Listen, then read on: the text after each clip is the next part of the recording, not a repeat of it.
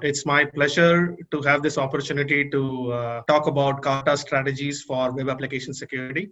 I had a lot of fun preparing this presentation and a lot of learning too from the research. And I'm hoping that the audience will be able to take away something from this presentation. So the topic is Carta strategies. So let's start with what is Carta. So Carta is continuous adaptive risk and trust assessment, right? So that is what it stands for. And it is a terminology that has been coined by Gartner. And Gartner coined it 2 years back. In a nutshell, what Carta is, it's a framework and it provides a common terminology and a common language based on security assessment and security frameworks can be discussed about, measured, and actionable. And it's become a very big trending along with Carta and Zero Trust. These are two frameworks which are trending and certainly one of the key aspects that many CISOs are looking to implement those concepts as part of their cybersecurity strategy. Today, as an application security company and an application security firm, that we are going to map Carta specific to how it applies to web application security, right? And the reason we have been doing it is, even though Carta is recent and coined 2 years back, these concepts and frameworks, we have been applying them prior to 2018. And it's just that now it has got a name called Carta. To simplify one of the underpinning objectives of how I look at Carta, it helps business owners understand, measure, and take security decisions. There are a lot of technology elements to it, but it's basically helping people simplify their decision making around security. So I'm not going to go into each of the Carta imperatives the way Gartner has laid it out. There is a link to the document we provided. You can go ahead and look at each of those imperatives. Gartner has split it down into 7 imperatives that CISOs and security professionals should consider as part of the cyber security strategy for operations. I am going to map them in the context of application security. Carta in the context of application security is what I will be trying to decipher and put down the points on how we look at it. So let's go through each of the 7 imperatives and see how it fits into application security framework based on which you can take actions on that. Imperative 1 is security. I mean, there is a cliche that security is not an endpoint or a destination. It's a journey. It's a continuous process. So imperative 1 highlights that go away from one-time gates. It talks about the security process and the security gates that you have in place has to be dynamic. You cannot have a configure and forget approach. So it has to be dynamic. It has to be evolving. Imperative 1 stresses that point. Imperative 2 builds on that point, saying that it has to be continuously monitored and you have to prioritize your security policies and gate configurations based on context. Context is very, very important here. And if we were to define in your cybersecurity, what is the number one thing that defines a cybersecurity? You will invariably find that application is a central component of any business, whether it is the way for engaging with their employees, the way for engaging with their partners. There are some sets of services and digital services that you are enabling consumptions online. And the one that is enabling those online services, you will find that is an application. An application is also the most dynamic and the most continuously and constantly changing aspect of your entire digital assets in your company. So getting the context while these are changing is very, very important.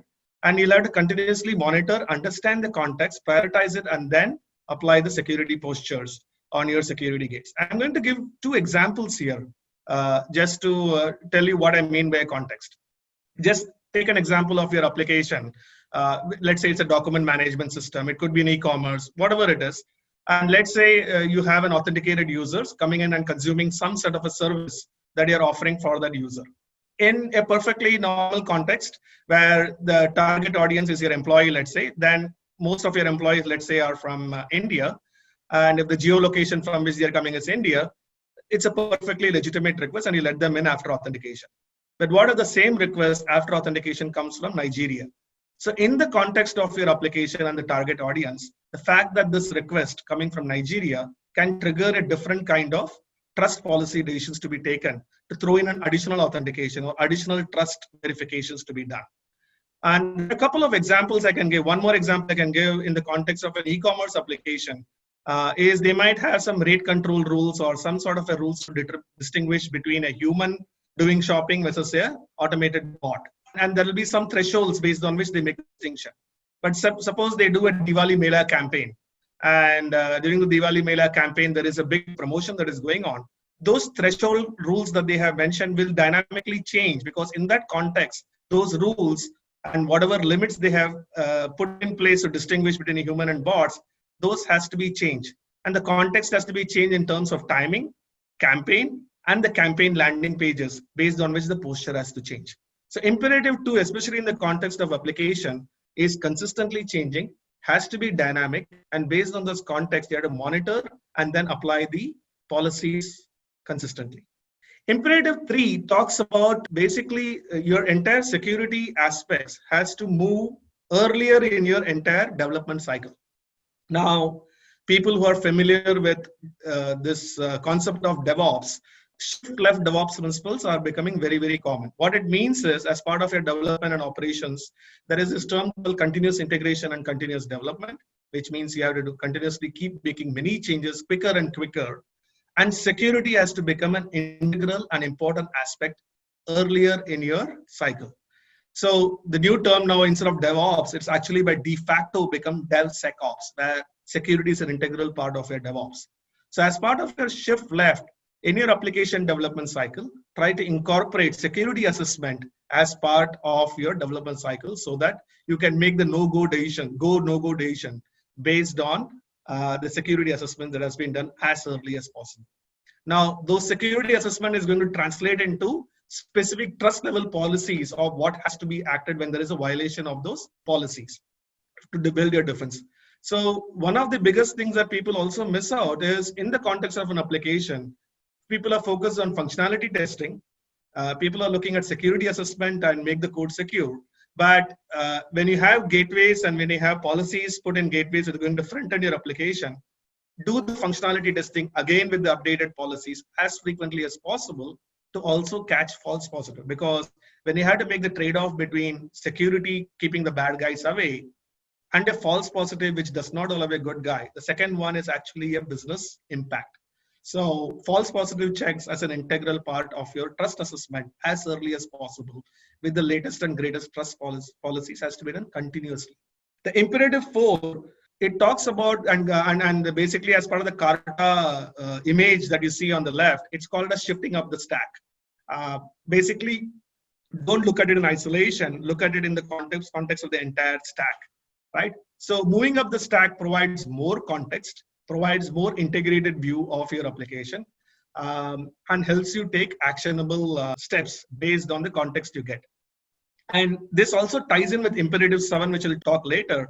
By providing this shifting up the stack and providing a holistic view of your application security postures and actionable steps you take against it, you will also organizationally enable shift up decision making. Shift up is my term, our term that we coined. Shift up is basically security decisions should not be restricted only to the technologist. We had to provide the ability for those decisions to be taken in a very simple manner by business owners and CISOs and executives. Imperative 5 is talking that all of this, even though conceptually are good, for them to be applicable in this agile world where speed, how fast you are is more important than how big you are for your future existence and how fast you adapt.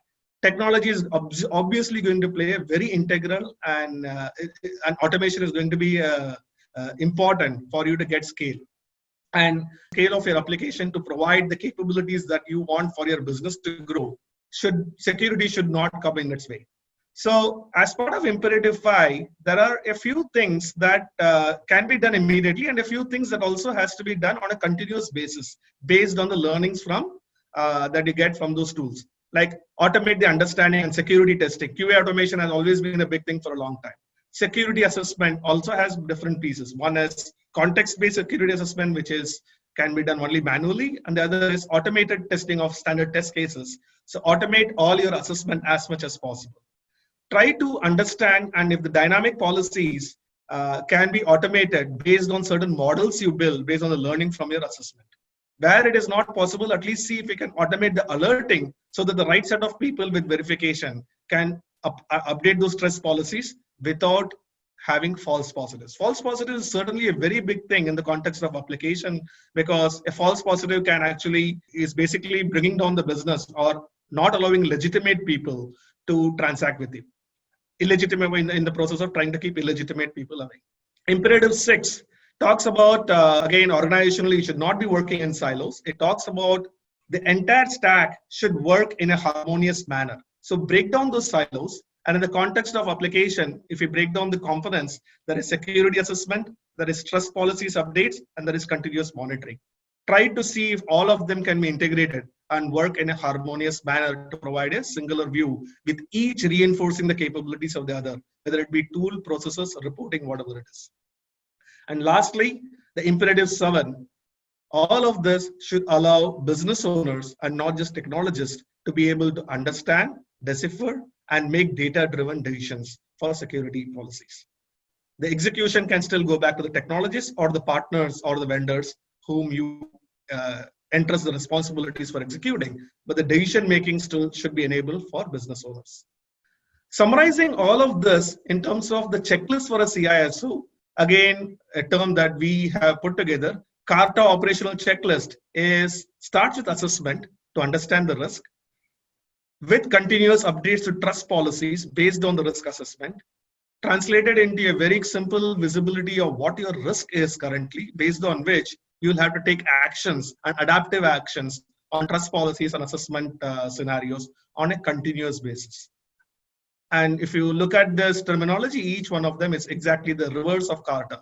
That is how you have to think about it from an operational standpoint. Lastly, I'm just going to talk about each one of this in the context of the application managed WAF product that we ourselves had since 2017. I started off saying that we have been doing it prior to 2018. It's just that we now call it CARTA. The first one, which is one-time security gates, in the context of application security and the tools, you can think about it as a web application firewall with a dynamic trust policies as opposed to a one-time configuration. In the imperative 2, which talks about context and continuously discovering and monitoring, you can think about it in the context of getting visibility into the context, having actionable speed based on those contexts in terms of updating your trust policies through giving context information in the central portal. The 3 that talks about trust assessments being done early in the context of Aptrana and the application security, it is automated testing and on-demand manual testing that can be done at any point in your dev cycle. The 4 that Gartner talks about in terms of CARTA imperative, as in the context of application security, integrating all these individual components and also providing integration with third-party tools like SIM integration and reporting is going to make sure that you get full stack visibility. The 5 talks about automation and tools, analytics and everything. In the context of how we looked at it, it's real-time updates based on risk assessment through virtual patching and zero false positive with automated integration, as well as managed service to back it up with some testing to ensure there's no false positives. Imperative 6, which talks about breaking down the silos, all of these components has to be bundled together as much as possible to provide the correlated view between assessment, protection, and the monitoring triggers that are being generated. And lastly, all of this with a single pane of window and unified dashboard with backing of experts. You want scale at your application. Business owners should be able to take the decision, but the execution of that, you have to partner with experts or use in-house technology team. And we call that fully managed offering, either through an in-house technology team or through vendors, include that as part of that, enables you to meet the CARTA objectives, CARTA framework, but more importantly, secure your applications, keep it as a business enabler, protect yourself from future risks. That's it from my side. I think you can know more about this because it's a very high level view by visiting the virtual booth as part of the ETCISO. To close off, really a pleasure to have this opportunity. I'm looking forward to chat with each one of you to talk more about CARTA, talk more about what we think about it, how we address it at our booth. Thank you very much.